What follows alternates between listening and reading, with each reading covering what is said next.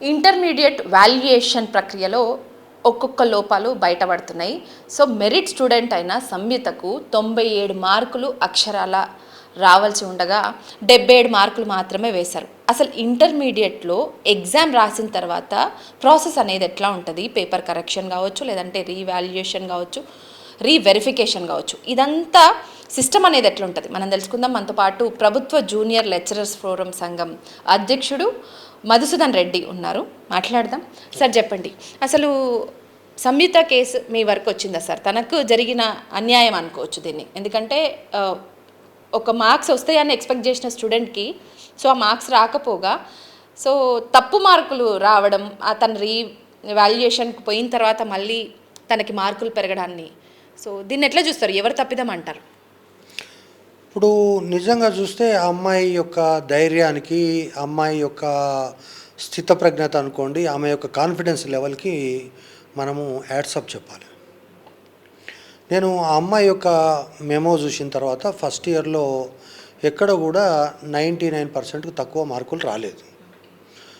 తర్వాత మామూలుగా వాల్యుయేషన్ ప్రక్రియ కూడా ఇది ఇంటర్మీడియట్ అనేటటువంటిది ఒక పకడ్బందీ సిస్టమ్ ఉంటుంది.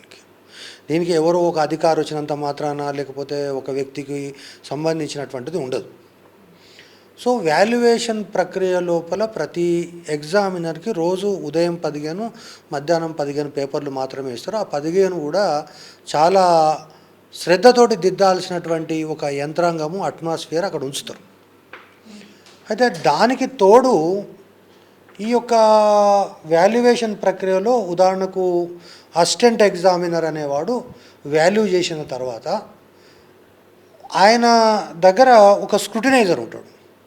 ఈ స్క్రూటినైజర్ యొక్క పని ఏంటంటే ఈ వేసినటువంటి మార్కులు ఏవైతే 77 87 వేసిండో ఆ టోటల్ కరెక్ట్ ఉందా, ఒకవేళ టోటల్లో ఏమైనా మిస్టేక్ అయిందా, so vertical totals, horizontal totals ఇవన్నీ కూడా చూసేటటువంటి ఒక యంత్రాంగం ఉంటుంది. ఇది కాకుండా ప్రతి 15 పేపర్లలో ఒక 5 పేపర్లు రివాల్యూ చేసేటటువంటి అధికారము అక్కడ ఉన్న చీఫ్ ఎగ్జామినర్కి ఉంటుంది. సో ఇవన్నిటితోటి అల్టిమేట్గా మనకు ఖచ్చితంగా ఎక్కడ కూడా మిస్టేక్ జరగడానికి అవకాశం లేని విధంగా ఉంటుంది. సరే, 1,00,000లో 10, 20 మిస్టేక్ జరగవచ్చు, జరగడానికి అవకాశం లేదని మనం చెప్పలేం. కానీ అల్టిమేట్గా విద్యార్థి రీవెరిఫికేషన్కి వచ్చిన తర్వాత రీవెరిఫికేషన్లో కూడా 2 రకాలైనటువంటివి, సేమ్ మార్క్స్ టోటలింగ్ అనేది మార్క్ టోటల్ అనేటటువంటి కరెక్ట్ చేయడానికి రీకౌంటింగ్ అని, అదేవిధంగా ఒకవేళ రీవెరిఫికేషన్ కనుక పెట్టుకున్నట్లయితే ఖచ్చితంగా ఏదైనా జవాబు పత్రానికి 0 మార్కులు వేసినట్లయితే దాన్ని కానీ, లేదా జవాబు రాసినా దానికి మార్కులు లేకపోతే దానికి తిరిగి మార్కులు వేసేటటువంటిది, ఇదంతా ఒక సిస్టమేటిక్గా ఉంటుంది. ఏది ఏమైనా కూడా ఇక్కడ ఉన్నటువంటి ఎగ్జామినర్ కానీ, స్క్రూటినైజర్ కానీ, చీఫ్ ఎగ్జామినర్ కానీ రివాల్యుయేషన్లో కూడా 2-3 దఫాలు అంటే రీవెరిఫికేషన్ చేసే వాళ్ళు ఉంటారు, తర్వాత పైన చూసేటటువంటి వాళ్ళు ఉంటారు. వీళ్ళందరినీ తప్పించుకొని అల్టిమేట్గా ఇంత దూరం వచ్చిన తర్వాత కూడా ఆ అమ్మాయికి అన్యాయం జరిగిందంటే నిజంగా కూడా ఇంటర్మీడియట్ బోర్డు యొక్క ఫెయిల్యూర్ దీంట్లో స్పష్టంగా కనిపిస్తుంది. దీని యొక్క మోడస్ ఆఫ్ అపరెండి అంటే ఈ యొక్క మిస్టేక్ జరగడానికి కారణం ఏంటి, మిస్టేక్ ఏ విధంగా జరిగింది అంటే ఒక సిస్టమ్ అనేది చాలా పకడ్బందీగా ఉంటుంది. ఒకరి తర్వాత మళ్ళీ క్షుణ్ణంగా పరిశీలించే వాళ్ళు, మళ్ళీ రీవెరిఫికేషన్, అంటే ఈ ప్రాసెస్ అంతా ఇట్లా ఉంటుందని మీరే చెప్తున్నారు. సో ఇంత పకడ్బందీ సిస్టంలో ఈ సంయుతకి మార్కుల విషయంలో పెరిగినాయి ఒక 20 మార్కుల వరకు. సో ఇంకా 48,000 మంది కూడా సేమ్ ఇదే రీవెరిఫికేషన్కి పోతే 70 మందికి అందులో 2 నుంచి 10 మార్కులు పెరిగినాయి. సో దీన్ని ఎట్లా చూడొచ్చు? అంటే ఎవరి లోపం అనుకోవచ్చు? అంటే పిల్లలనే వాళ్ళు చిన్న మిస్టేక్స్ ఉన్నాయి, అంటే మీన్స్ మార్కులు వచ్చిన టైంలో మనం పేపర్స్లో చూస్తుంటాం, టీవీల్లో వింటుంటాం, మనస్తాపానికి గురయ్యి చనిపోతున్న సిచ్యువేషన్స్ కూడా చూస్తున్నాం. సో ఇట్లాంటి టైంలో మార్క్స్ తక్కువ వచ్చినాయి అన్న వాళ్ళు, కొంత ధైర్యంగా ఉన్న వాళ్ళు ఇట్లా బోర్డు వరకు లేకపోతే వాళ్ళకి న్యాయం చేయాలని ఇట్లా చేసుకొని వెరిఫికేషన్ చేయించుకొని ఇవన్నీ చూపిస్తారు. చేయని వాళ్ళ పరిస్థితి ఏంటి? అసలు ఎవరు తప్పిదం వల్ల ఇక్కడ వరకు ఇట్లాంటివన్నీ తప్పులు దొరుకుతాయి? పర్టికులర్గా ఈ పేపర్ యొక్క తప్పిదం ఏ విధంగా జరిగింది అనేటటువంటి కనుక మనము విశ్లేషణ చేస్తే దీన్ని మనము పార్ట్ 2 అంటాం. అంటే పార్ట్ 1 అనేమో విద్యార్థికి సంబంధించినటువంటి కాలేజీ ఆయన యొక్క పర్టికులర్స్ ఉంటాయి. పార్ట్ 2లో కనుక మనం చూసుకున్నట్లయితే ఈ విధంగా క్వశ్చన్ వైజ్గా ఒక్కొక్క క్వశ్చన్కి ఎన్ని మార్కులు వచ్చినాయి, తర్వాత వర్టికల్ హారిజాంటల్ టోటల్ ఎంత, అల్టిమేట్గా టోటల్ ఎంత అనేటటువంటి దీనిపైన ఉంటుంది. ఇక్కడ వచ్చినటువంటి 77 మార్కులను కింద వేసి 77 అని, అదేవిధంగా 77 అని అక్షరాల్లో రాయడం, అదేవిధంగా 77 అని బబ్లింగ్ చేయాల్సినటువంటి అవసరం ఉంటుంది. అంటే ఫస్ట్ లైన్లో 7, సెకండ్ లైన్లో 7 కనుక బబ్లింగ్ చేస్తే ఆటోమేటిక్గా 77 కంప్యూటర్ తీసుకుంటుంది. ఇక్కడ జరిగినటువంటిది ఏంటంటే ఈయన మార్కులు కరెక్ట్గా 97 వేసిండు, 97 వచ్చినాయి, కానీ టోటలింగ్ చేయడం లోపల తప్పు చేసి 77 వేసిండు. 77 వేసి ఈ 77నే కింద క్యారీ ఫార్వర్డ్ చేసి ఈ యొక్క పార్ట్ 3లో కూడా 77 వేసి కంప్యూటర్కు పంపిండు. కానీ ఎప్పుడైతే స్క్రూటినైజర్ చూసిండో స్క్రూటినైజర్ ఇది తప్పు గ్రహించిండు. గ్రహించిన తర్వాత అక్కడ ఏమాత్రము ఆ యొక్క వ్యక్తికి గనక వాల్యుయేషన్ పట్ల విద్యార్థుల పట్ల శ్రద్ధ ఉండి ఉంటే ఖచ్చితంగా ఈ యొక్క టోటల్ను సరిదిద్ది దాన్ని 97 చేసి పార్ట్ 3లో కూడా 97 చేస్తే విద్యార్థికి ఎలాంటి నష్టం జరిగి ఉండేది కాదు. కానీ ఆ ఇన్విజిలేటర్ చేసిన పని ఏంటంటే మేము ఇక్కడ పార్ట్ 2లో ఆల్రెడీ బోర్డుకు పంపించే దాంట్లో 77 వేసినాము, దీంట్లో కూడా 77 వేసినాము, అసలు ఇక్కడ ఉన్నటువంటి టోటల్లో మారిస్తే అయిపోతుంది అని చెప్పేసి పేపర్ లోపలికి వెళ్ళి 5 మార్కులు వేసిన దానికి 2 మార్కులు, 8 మార్కులు వేసిన దానికి 3 మార్కులు, ఇట్లా 20 మార్క్స్ తగ్గించి ఈ 77ను కన్ఫర్మ్ చేసిండు కళ్ళు మూసుకొని బాధ్యతారహితంగా తన యొక్క. అంటే ఒక ఎగ్జామినర్ తప్పు చేయడాన్ని ఒక స్క్రూటినైజర్ చూసిన తర్వాత బయట పెట్టాలి, లేదు అంటే కనీసం చేంజెస్ అన్న చేయాలి. ఎందుకంటే ఒక స్టూడెంట్ లైఫ్ కదా సార్. మరి ఇంత ఇప్పుడు ఈ స్టూడెంట్ లాస్ అవుతారు అని తెలిసి కూడా తప్పు చేసిన వాళ్ళు ఆ తప్పుని కప్పిపుచ్చుకోవడానికి ఇంకో తప్పు చేస్తున్నారు చూడు. దీనిపైన ఎట్లాంటి చర్యలు తీసుకోవాలి? నేను మీకు ఒక విషయం చెప్తాను. అంటే ఫర్ ఎగ్జాంపుల్ నేను ఒక టీచర్గా, ఫర్ ఎగ్జాంపుల్ ఒక విద్యార్థి ఇప్పుడు 25 పేపర్లు ఉన్నటువంటి ఆన్సర్ స్క్రిప్ట్ ఇది. పేపరు చూడంగానే ఒక్కసారి పేపర్ మొత్తం తిరిగేస్తే వాని యొక్క కెపాసిటీస్ ఏందనేది ఆ ఎగ్జామినర్కు మైండ్లో వస్తుంది. ఒకటి ఉదాహరణకు వాడు 2 పేజీలు రాసిండు అనుకోండి, సో వీడు ఫెయిల్ అయ్యేటాడు కాబట్టి అది ఎట్లైనా వాల్యూ చేసినా పర్వాలేదు. కానీ ఇటువంటి పేపర్లు వాల్యూ చేసేటప్పుడు ఒళ్ళు దగ్గర పెట్టుకొని ప్రతిదాన్ని కీ చూసి తర్వాత ఏ ఆన్సర్లో కూడా హాఫ్ మార్కు తగ్గించినా అది విద్యార్థి యొక్క భవిష్యత్తును ఎఫెక్ట్ చేస్తుంది అనేటటువంటి ఒక మైండ్ తోటి దిద్దాలి.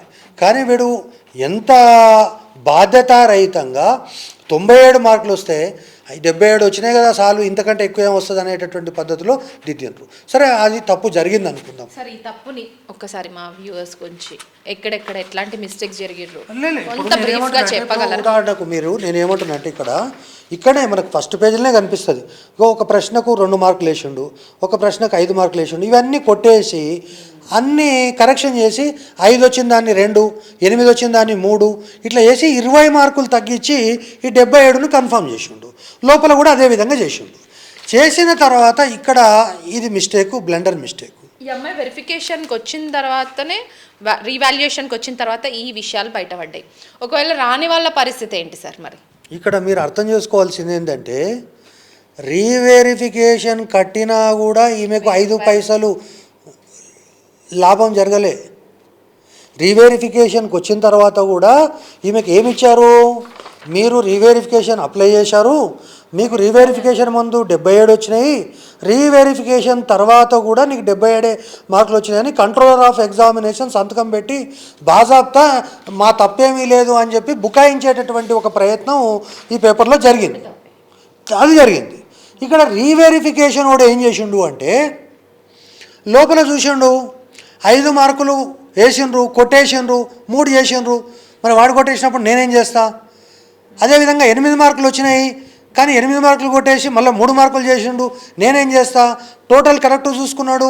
ఎక్కడన్నా ఏదన్నా ఒక ప్రశ్నకు 0 మార్కులు వేసిండా, లేదా ఏదైనా ఒక సమాధానానికి వాడు రాసిన 0 మార్కులు వేసిండా, కాబట్టి నేను సేఫ్ ఉన్నా, నాకేముంది 77 కరెక్ట్ అన్నాడు, వాడు కూడా 77 చేసిండు.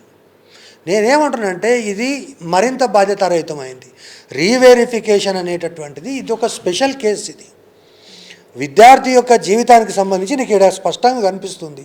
అరే 97 వచ్చినాయి అంటుండు, 97 కరెక్టా 77 కరెక్టా అనేటటువంటి విషయాన్ని తెలుసుకొని సంబంధిత అధికారుల దృష్టికి తీసుకుపోయి కమిషనర్ దృష్టికి తీసుకుపోయి దీన్ని అవసరమైతే ఒక ప్రత్యేకమైనటువంటి కేసుగా పరిగణించి దీన్ని రివాల్యుయేషన్ చేసి లేదా ఇంకా ఏదైనా మార్గం ఉంటే ఆలోచించేసి విద్యార్థికి న్యాయం చేయాల్సినటువంటి అవసరం ఉండాల్సింది పోయి రూపాయలు కట్టిన తర్వాత కూడా నో చేంజ్ అని పంపించడం అనేటటువంటిది ఇంతకంటే బాధ్యతారహితం ఇంటర్ బోర్డులో మరొకటి ఉండదు. నంబర్ 1. ఇప్పుడు మీరు చెప్తున్న ప్రకారం తను కాలేజ్లో కంప్లైంట్ ఇవ్వచ్చు, ఇప్పుడు వచ్చి ఇక్కడున్నటువంటి ఇంటర్ బోర్డు అధికారులను కూడా కలవచ్చు. కానీ తనకు న్యాయం జరిగింది అనుకుంటున్నారా? మీ సైడ్ నుంచి ఒక ప్రభుత్వ జూనియర్ లెక్చరర్స్ ఫోరం అధ్యక్షుడిగా మీ సైడ్ నుంచి మీ ఫైట్ ఎట్లా ఉండబోతుంది? ఒక్క అమ్మాయి తప్పిదమే కాదు, చాలామందికి ఇట్లాంటివి జరిగి ఉంటాయి. వాళ్ళ సైడ్ నుంచి ఎట్లా ఫైట్ చేస్తారు సార్? ఇప్పుడు నేనేమంటున్నానంటే, మీరు ఇప్పుడు ఫెరిఫెరల్లో కొన్ని విషయాలు చెప్పారు. ఇంటర్మీడియట్ బోర్డు తన యొక్క ఇంటిగ్రిటీని, లేదు మేము అందరం కూడా విద్యార్థులకు ఎలాంటి నష్టం జరగకుండా చూస్తాము అని అనుకుంటే, ఉదాహరణకు మీరు ఫలితాలు ప్రకటించారు, రీవాల్యుయేషన్లో కూడా ఇగో 45,000 మంది రీవాల్యుయేషన్కి అప్లై చేసినారు, దాంట్లో ఇంతమంది మార్కులు మారినాయి, ఇగో ఈ విద్యార్థులు పాస్ అయినటువంటి విద్యార్థులు ఫెయిల్ అయిన విద్యార్థులు పాస్ అయినరు అనేటటువంటి విషయాన్ని బయట పెట్టడానికి ఎందుకు భయం అవుతుంది మీకు? సో ఇక్కడ అల్టిమేట్గా వాళ్ళ యొక్క డొలతనం అనేటటువంటిది బయటపడుతుంది. అంటే ఇక్కడ ఎగ్జామినర్ తప్పు చేసిండు, స్క్రూటినైజర్ రెక్టిఫై చేయడానికి ప్రయత్నం చేసిన ఆయన యొక్క ప్రయత్నం సఫలం కాలేదు, చీఫ్ ఎగ్జామినర్ పట్టించుకోలేదు, కనీసం వాడు 1000 రూపాయలు కట్టి రివాల్యుయేషన్ చేసినప్పటికీ కూడా పట్టించుకోలేదు. చివరాఖరికి నా రివాల్యుయేషన్లో కూడా నాకు న్యాయం జరగలేదు అనేటటువంటి ఉద్దేశంతో ఆ విద్యార్థి తల్లులు బోర్డుకు వస్తే కూడా వాళ్ళను బోర్డులో ఎవరు కూడా పట్టించుకునేటటువంటి పాపాన పోలేదని చెప్పి విద్యార్థి ఉదయం కూడా నాతో మాట్లాడాడు, విద్యార్థిని బ్రదర్ కూడా నాతో మాట్లాడి మేము పోతే కనీసం రెస్పాన్స్ కూడా మాకు ఇస్తలేరు అని చెప్పి చెప్తున్నారు. కాబట్టి ఇప్పటికైనా నేను ఏమంటున్నా అంటే, ఏ వ్యవస్థకైనా, ఎన్నికల సంఘమైనా లేదా ఈడీ అయినా సిబిఐ అయినా ఇప్పుడు చర్చలు జరుగుతున్నాయి కదా, అట్లా ఇంటర్మీడియట్ బోర్డు యొక్క ఈ యొక్క ఏదైతే ఇంటిగ్రిటీ ఉందో, ఇంటర్మీడియట్ బోర్డు అనేటటువంటిది అన్నీ సక్రమంగా జరుగుతాయి అనేటటువంటి ఒక నమ్మకం అనేటటువంటిది విద్యార్థులకు తల్లిదండ్రులకు సడలినట్లయితే అల్టిమేట్గా విద్యార్థుల యొక్క పరీక్షలు ఎవడో బైగా మనం రాసినాం కానీ మన దైవాధీనము, మన అదృష్టం ఉంటే మార్కులు వస్తాయి, లేదుకుంటే లేదు అనేటటువంటిది ఒకటి.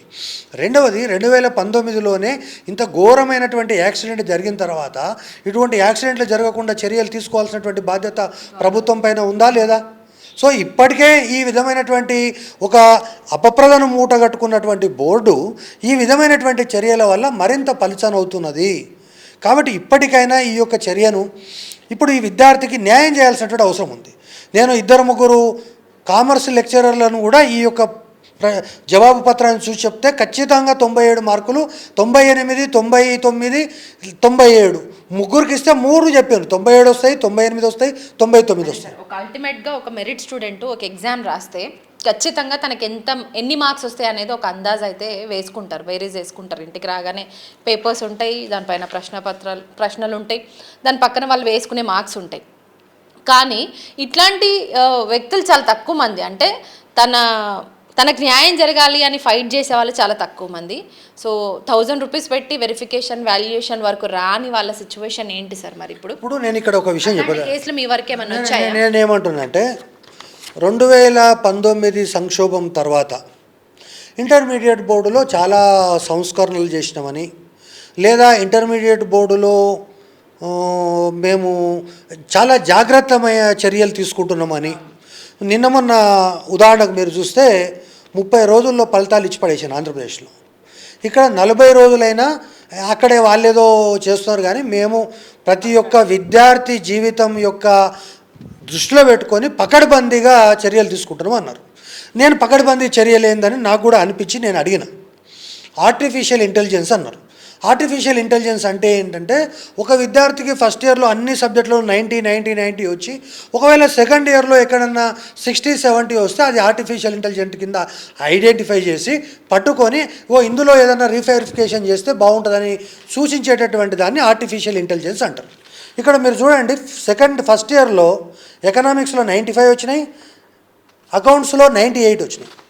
ఈవెన్ ఇదే సెకండ్ ఇయర్లో 99 మార్క్స్ వచ్చినాయి ఎకనామిక్స్లో, సెకండ్ ఇయర్లో 77 వచ్చినాయి.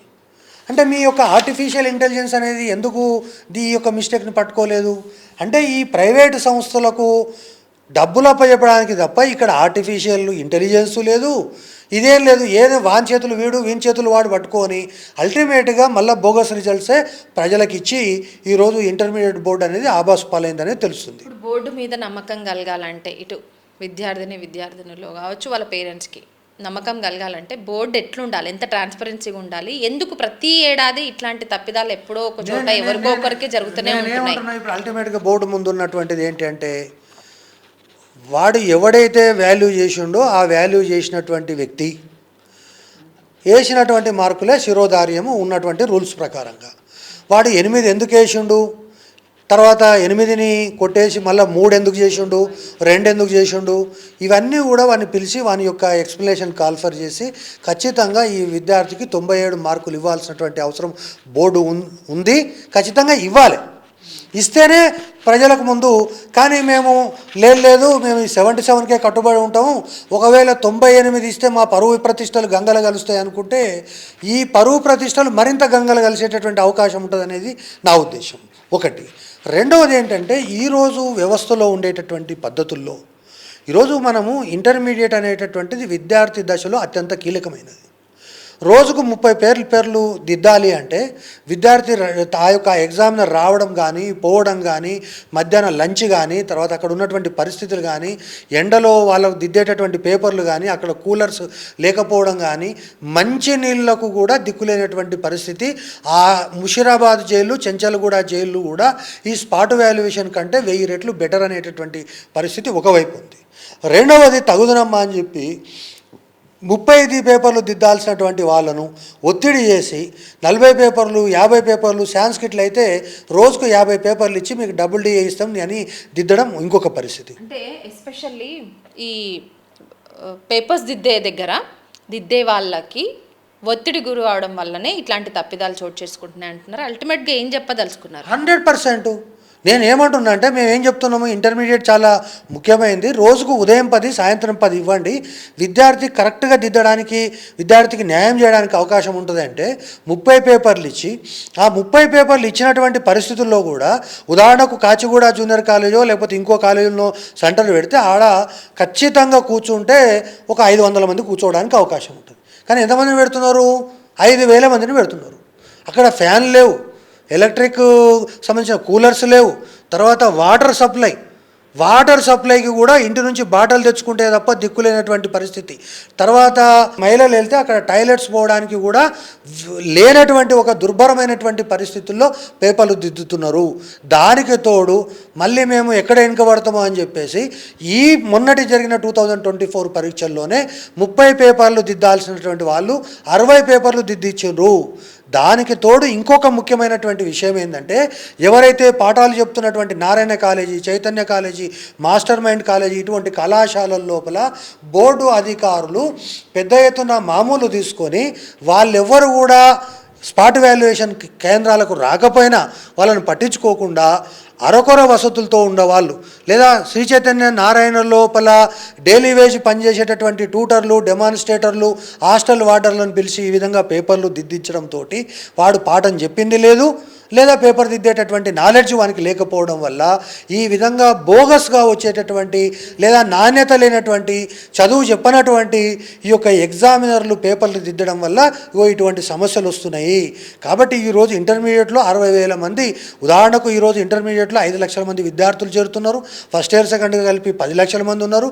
10 లక్షల మందికి 1:20 లెక్కన తీసుకున్నప్పటికీ కూడా ఖచ్చితంగా 60-70 వేల మంది అధ్యాపకులు ఇంటర్మీడియట్ బోర్డులో ఉండాలి. కానీ 25,000 మంది కంటే ఎక్కువ ఉత్తర్వులు ఇస్తలేరు. దాదాపు 10-15 వేలకు మించి వస్తలేరు. వచ్చిన వాడు కూడా చదువు చెప్పిన వాడేమో దిద్దడానికి రావట్లేదు, దిద్దడానికి వచ్చిన వానికేమో వాడు చదువు చెప్పినటువంటి పాపన పోవటం లేదు. తర్వాత ఇంగ్లీష్ మీడియం వేరు, ఈ పేపర్ ఇంగ్లీష్ మీడియం, వాడి జీవితంలో ఇంగ్లీష్ మీడియం పుస్తకమే చూడలేదు. ఇవన్నీ కూడా ఇంగ్లీష్ మీడియం ఇదంతా కూడా. కానీ వీడు ఇంగ్లీష్ మీడియం చెప్పిండా, తెలుగు మీడియం చెప్పిండా, నోబడీ నోస్. వాడు ఒకవేళ తెలుగు మీడియం బహుశా ఈ పేపర్లో చూస్తే వాడు తెలుగు మీడియం చెప్తే ఈ ఇంగ్లీష్ మీడియము కాబట్టి వానికి అర్థం కాక మార్కులు వేసి ఉంటాడు. ప్రకటించాలంటారా తనకి 97 మార్క్స్ అనేసి, లేదంటే బోర్డు అనవసరంగా బదలామవుతుందని చెప్తారు? 97 మార్క్స్ 98 మార్క్స్ ఇవ్వడం తప్ప, బోర్డు లెంపకాయలు వేసుకోవడం తప్ప ఇప్పుడు బోర్డుకు ప్రత్యామ్నాయం లేదు. ఇంకా ఏదన్నా మీనమేషాలు లెక్క పెట్టి, లేదా ఇంకా బోర్డు ఇంకా తగుదనమ్మా అని ఇంకేమైనా చర్యలు తీసుకొని మేమంతా కరెక్ట్ చేసినామనో, లేకుంటే పాత చింతకాయ పచ్చడిలాగా 10 లక్షల మందికి పరీక్షలు పెట్టినాము, ఇటువంటి వాడు ఒకడో ఇద్దరో బలిపశులు అయితే పెద్ద లెక్క ఏముంది అనేటటువంటి పద్ధతిలో వ్యవహరిస్తే మరి అది ప్రభుత్వమే సమాధానం చెప్పాలి. గత ప్రభుత్వాలు ఏ విధంగా అయితే ఇబ్బంది పడ్డాయో ఈ ప్రభుత్వం కూడా ఇబ్బంది పడాలనుకుంటే మనం చేయగలిగింది ఏం లేదు. మొత్తానికైతే స్టూడెంట్ ఎగ్జామ్ కావచ్చు, వాటి రిజల్ట్స్ కావచ్చు, చాలా సెన్సిటివ్ ఇష్యూ. వీటి విషయంలో బోర్డు మాత్రం చాలా పకడ్బందీగా నిర్ణయాలు తీసుకోవాల్సి వస్తుంది. కానీ లోపభూయిష్ట కారణాల వల్లనే ఇలాంటి తప్పిదాలు జరుగుతున్నాయి అనేసి అధికారులు సైతం చెప్తున్నారు. అట్లాగే ప్రభుత్వ జూనియర్ కాలేజ్ లెక్చరర్ల సంఘం అధ్యక్షుడిగా తను కూడా ఈ అమ్మాయికే కాదు, ఇంకా ఇట్లాంటి పేపర్స్ అంటే తప్పిదాలు దొరలే పేపర్స్ తన వరకు ఎలాంటివి వచ్చినా కూడా తన ఫైట్ అయితే ఆగదని చెప్తున్నారు. సో ఇప్పటికైనా బోర్డు పద్ధతి మార్చుకొని స్టూడెంట్స్ విషయంలో కాస్త న్యాయంగా, చాలా సెన్సిటివ్ ఇష్యూ కాబట్టి చాలా సున్నితంగా డీల్ చేయాల్సిన అవసరం అయితే ఉంది. కెమెరా పర్సన్ రాజేష్తో హరిత, న్యూస్ లైన్ తెలుగు.